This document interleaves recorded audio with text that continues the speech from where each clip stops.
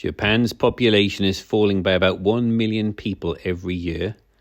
Plus, for some reason, Japanese people like new homes, not old homes, so they're building lots of new homes every year. And what this means is millions of homes are becoming Akiya, which is a Japanese word for abandoned home. Like this one you're seeing on the screen here, just recently become abandoned. There's tens of millions of homes like this that have been abandoned in Japan. And the population keeps falling by 1 million people every year. All these homes and everything in it just becomes abandoned. There's a reason why they're often not inherited by the next of kin, because there's so many abandoned homes now. So when an old person dies and their body is removed from that house, that home, the next of kin has the option of inheriting it. They often choose not to because they have to then start paying inheritance tax, land tax, and often the old person who died has got behind with the land tax, and if anyone inherited it, they'd have to back pay all of that is owed. It's often far more than the house is worth because house prices are so low in Japan. And they choose not to inherit it. They do nothing. Now, what I've learned is I can check, if you find an abandoned home in Japan, you can check land registry, see the name of the person who's on land registry as the last owner, and then you can check when they deceased. And if they have deceased for more than several months, but I'd say give it a year. If they were deceased more than a year ago, no one has chosen to inherit it. That is now an abandoned home. And the most interesting part that I've learned is there's a law in Japan. If you squat in one of these abandoned homes for 10 years, could be up to 20 years in special circumstances, if you can prove that you have occupied it, squatting basically, for 10 to 20 years, you can then claim it as your own. And the government likes this. The local people like this. You're doing a good thing for Japan. You're keeping it maintained. This home you see here now, it's just recently become abandoned. It will go to wreck and ruin. What a waste. Look at this. These homes are full up with furniture, beautiful things. It's ready to move in like an Airbnb. It's a really nice, wonderful home. Now, it's a waste to let that. If you just do nothing to it, it doesn't take too long before you get grass growing up through it, and it'll be too far gone. The tree will grow through it and smash it all up, and nature will take over. It doesn't take that long for that to happen. But if you're living there, maintaining it, keeping it clean, living there, you're doing a good thing for Japan. You are saving a beautiful home from going to waste. We say rescuing it or liberating it from going to waste. It is possible to do this. Many gaijin, which is the Japanese word for foreigner, are doing it. I'm building a community in a place called Atami, which is 45 minutes from Tokyo on a fast train. Now, of course, you're never going to get a free home in Tokyo or one of the cities or one of the built-up high population areas. You never will, because everyone wants to live there for work and very high rents, and you'll never do that. But you get away from the city, not too far. I don't want to be too far away. Of course, the further away from the cities you get, the more options you've got. But I want to be not too far away. 45 minutes on a fast train is not far. And you can find an abundance of Akiya. So many. But of course, you want to find a really good one. This one's only recently become Akiya. They're still closing. It's all full of things.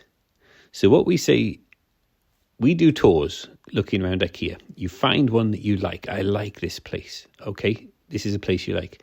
We'll do all the checks, land registry. We find out that the person on land registry has died. We find out the date they died. No one has claimed it. It is Akiya. You can get access to it somehow. Either we got a credit card technique to get in through the locks, or use lock picking skills to get in.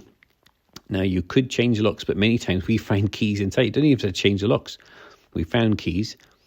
Give you the keys, get a few more keys cut, front and back door. You can now squat there.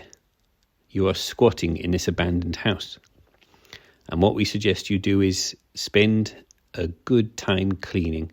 Go from top to bottom, clean, mop with disinfectant, clean everything really well. You'll probably have some rubbish to throw away. What we've done in the past is dig a big hole to bury everything that can't burn, but burn everything that will burn. If there's a wood burner, there's often, we find a log store out there. There's loads of log that's all seasoned, ready to burn. Axe, all the tools there. All the tools are there for digging everything. There's usually a shed out the back with all the tools you need. All the cleaning tools are in the house. Just buy some nice new disinfectant. Water is nearly always turned on. You don't have to pay water rates in many places in Japan. It's from the mountain. It's nice spring water, clean. Electricity, you will need to get solar panels and a couple of battery banks, which are getting better technology all the time, and have LED lights in each room, have battery banks in the kitchen for running your fridge and kitchen utensils, kitchen appliances. And as you saw coming into the house, there's gas bottles there for heating the water and bathing and heating the home in the winter. You can refill these gas bottles very cheaply. So you will be living off-grid with no bills, 0 bills whatsoever, no land tax to pay. You are a squatter there. If in the future, after 10 years, you have the option of claiming it as your own, you would then have to start paying land tax. I say don't do that. Just keep living. You've been living there for 10 years. Just carry on living there. You don't need to do that. As you can see, this place is full up of all the mod cons, everything you need. Lovely bathroom here. Got washing machine, fridge, everything like that. All the mod cons. Table and chairs, furniture, TV. You need a nice battery bank to run the TV with solar panels on the roof. And if the solar panels aren't providing enough electricity in the winter, go and charge your battery banks. Bring them into town, plug them in, charge them at cafe, internet cafe, something like that. It doesn't cost much. If there's more things you need, after you've thrown away all the things you don't want, and you've got a nice empty home, just keep the things that you want in there. But keep minimalist if you can. You can go scavenging. What we do in Japan is go looking around lots of IKEA. Many of them are too far gone now. It's a shame. They've gone to waste. It would cost a lot and a lot of work to get them back up to livable standard, which is such a waste. I wish somebody would have started squatting in it and maintaining it before it went too far gone. But anyway, these homes, me and my son have been exploring, and sometimes it's dangerous to walk in there. The floor might collapse. We have to be very careful. But it's full up of good things.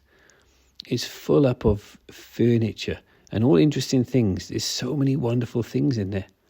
You can scavenge that. You can take that. We had a little K truck. Bring it back to your home. This is not wrong. This is not stealing. If someone has abandoned something, they have relinquished ownership of it, and it will just go to waste. And time is on your side. The population of Japan is falling by 1 million people every year. The yen is going down and down and down. My wife is in Japan right now. She said, it's so cheap. She went out to this sushi bar. She treated everybody to this sushi bar. It cost her £12 to treat several people to really nice sushi. They all ate a lot of good sushi. It's so cheap. It's all because the yen is falling so much. There's serious problems with the yen, which is good for foreigners going to Japan. That's why so many people want to go to Japan. It's a really amazing place to go. Your Western currencies go a long way. The yen is falling so much. I think this will continue. It will get better and better. So when you think about Southeast Asian countries, or let's just talk about Eastern countries, West compared to the East, Westerners going east for retirement, for a grey gap year, or for just a bug-out location, or to just go for periods of time. Which countries are the best? It used to be Thailand. Loads went to Thailand. Huge amounts went to Thailand. All the countries around there. Now, you've got to decide. The countries where your currency goes the furthest are the poorest countries, obviously. If you go to a place where it's like slum conditions, your currency goes a long way. You get £2 or £3 can buy you so much, And you go a little bit nicer than that, almost slum conditions. Yeah, conditions are better, but your currency doesn't buy so much. And then you go to mid-range, like developing countries where you can get an apartment, running water and things. Your currency doesn't go so far, but you've got a bit nicer conditions. And then you go to quite nice, relatively nice places. Your currency doesn't go so far, but you've got better conditions. I'm not going to say which countries which, but like most of these countries, like obviously the nicer areas, the nicer countries, your currency doesn't go so far. It's more expensive to live, but you've got better conditions. It's more pleasant to live there. And you've got more facilities, you've got better healthcare. Is there an option where you can have the best of both worlds?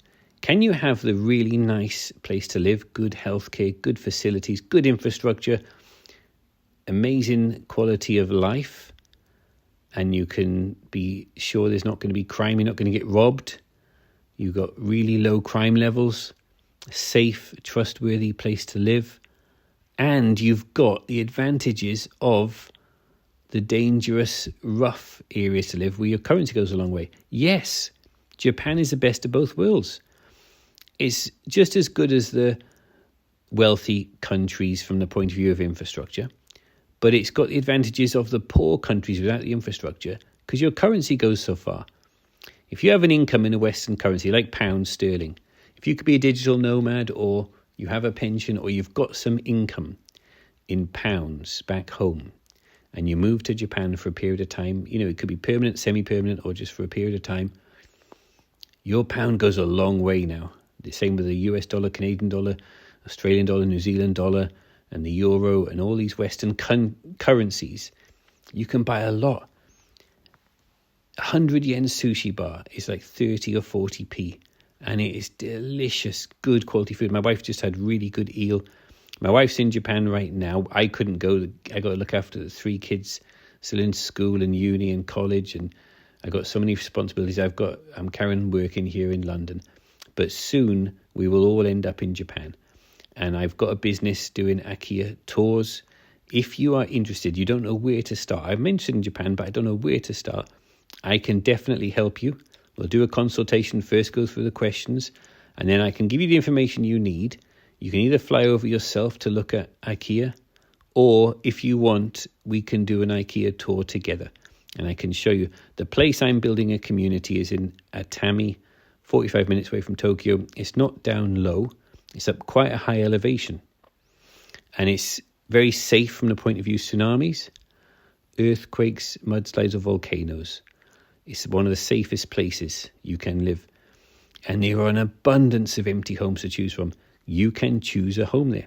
I think you probably don't want to live in the middle of nowhere surrounded by Japanese people.